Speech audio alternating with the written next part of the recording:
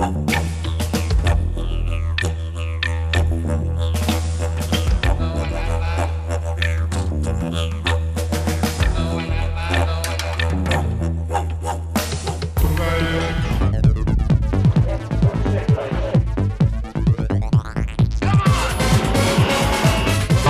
clear to start, the track's all yours. Best luck, guys.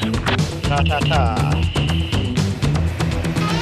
Imagine being able to sit in a car and out-accelerate Concorde, or travel faster than a jumbo jet. Imagine covering a kilometre in 3 seconds, or a mile in 5, in the blinking of an eye. Driving at these speeds, we're talking about living life on the edge. We're talking about danger, extreme danger.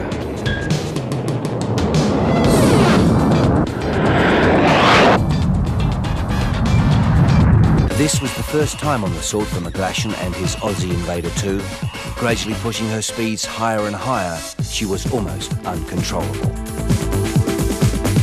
Travelling at close to 600 kilometres an hour, the steering problem was potentially fatal. One erratic move of the steering wheel could send Rosco McGlashan into a deadly spin.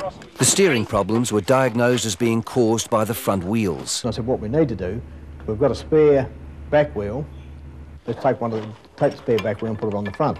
And that's just what they did.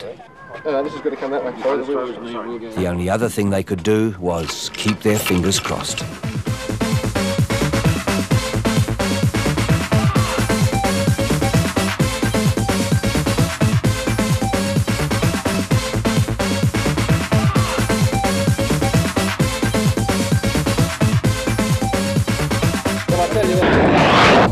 She was still extremely unstable, but Rosco McGlashan's luck wasn't in. There was more trouble ahead. Okay, guys, we've got trouble.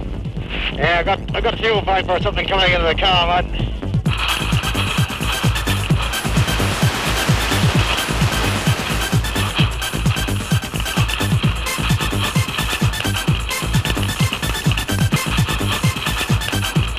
With all the problems, McGlashan was becoming frustrated and impatient.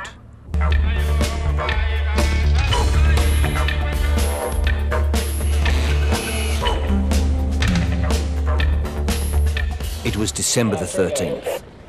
Rosco McGlashan is a superstitious man.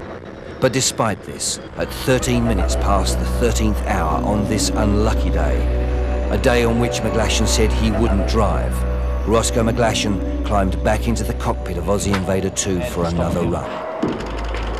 It almost proved fatal. Rosco, it's Mike. We're all ready for a start, mate. I'm handing you over to Pete. Thank you.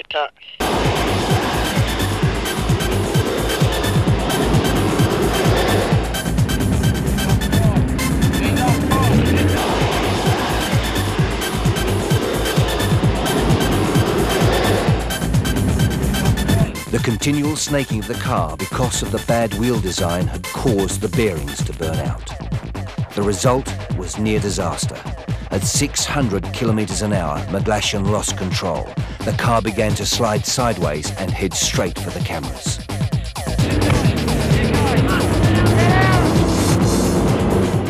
McGlashan and the camera crew were only saved by the parachutes which kept the car straight, preventing it from going into a deadly spin.